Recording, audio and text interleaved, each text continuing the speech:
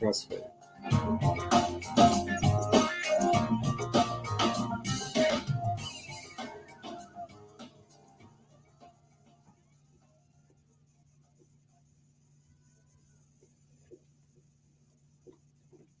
You're listening to Truth in the Afternoon. I'm your host, Dr. Ken Harris. So, if you haven't heard the things that are going on in New York this morning at about 7:30-ish Milwaukee time, there was an,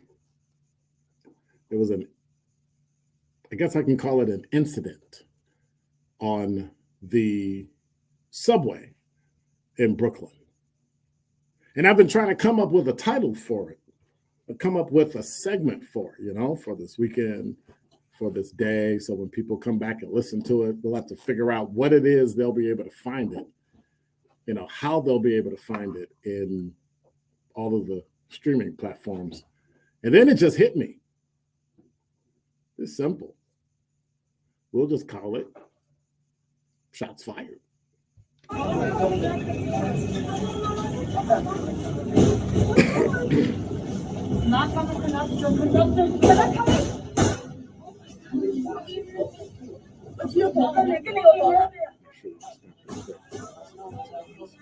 Oh, it's just audio. And it was that simple. You're on a train, it's morning rush hour, you're going to work, you're in New York City, and you hear 3 shots, and then you hear 2 and then 1.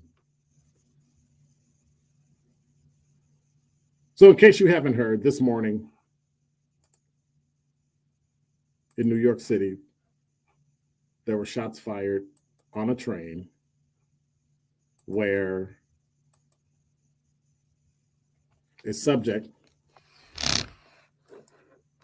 described as a black male, 5'5", wearing a work vest and a mask.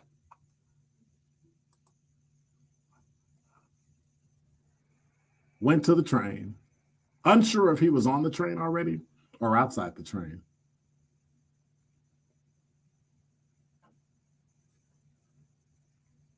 Tossed gas.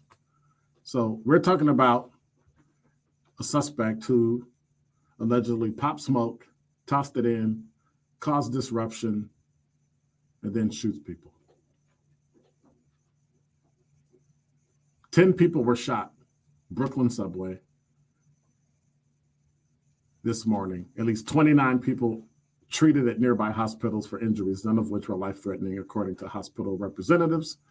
Authorities said the suspect remains at large, put on a gas mask, popped smoke, deployed a gas canister, and then began shooting.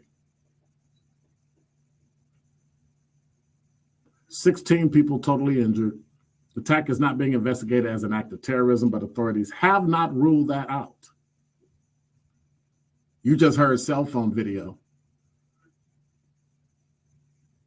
And they've got video that shows the suspect.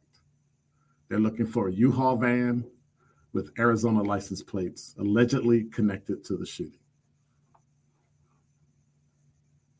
And so what will happen is the tips will go out, right? You'll get a boatload of tips.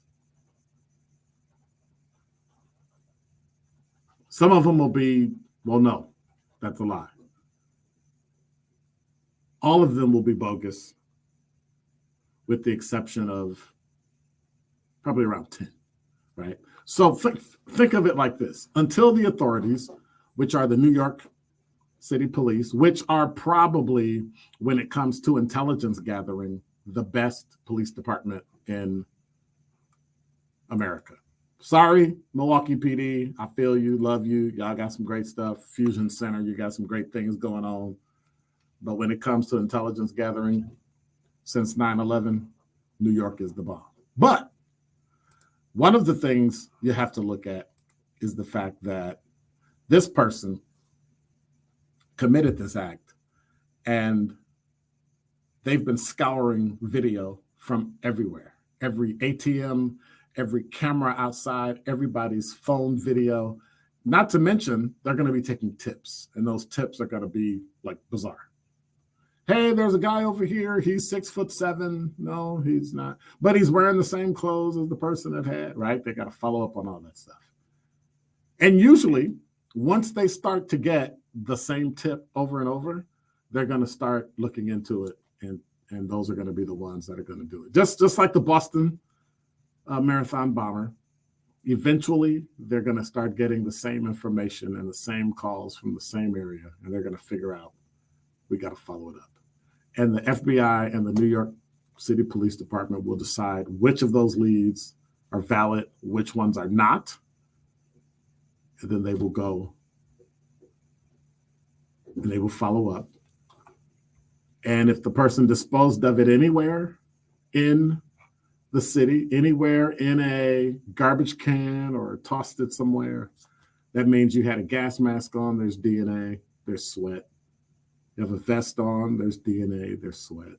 And eventually, this person, this car, something will drive past the camera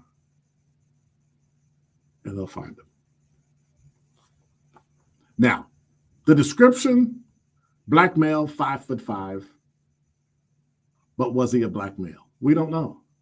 Those are the initial descriptions that we have out. Those are the initial things that we see on video. Those are the initial eyewitness. And then you catch up with the person and you find out they're from Colombia or they're Dominican Republic or they're from Africa right? They're Canadian, right? So always remember the initial usually changes because you're under stress and you're looking at something and all you look at are the larger descriptors. Black, male, about 5'5", those types of things. And so we have to be cognizant of that if it changes, it's not that they were teasing black people or jumping on black people or blaming black people. That was the initial thing they got. There are people who are in fact from Africa or Hispanic and from other countries that have darker skin. And we have to be cognizant of that. But as they look for them, they have a victim identification system that's already working through and they're verifying so that they can make sure everybody's been notified. So if something happens or if somebody dies, and understand the chief medical examiner does disaster management, not necessarily because somebody died, but they're really good at identifying people, if you really think about it. So we'll be keeping watch on this. We'll keep looking at this to make sure everything's done. I'll go through, if we have to, we'll get some talking head guests in here to explain some of the finer details of the investigation. Because I'm a patrol guy, I'm not a detective, not an investigator. Patrol, boots on the ground. And both of them are doing that. Now we'll move into the investigative phase, and that's when all the detectives and the special agents from the FBI and Bureau of Alcohol, Tobacco, Firearms, and Explosives, all that'll take over, and we'll hear as they update what will happen. But like everything, like everywhere, what we found out is that New York is just like Milwaukee. Every now and then you turn on the news and that's all you hear. Shots fired.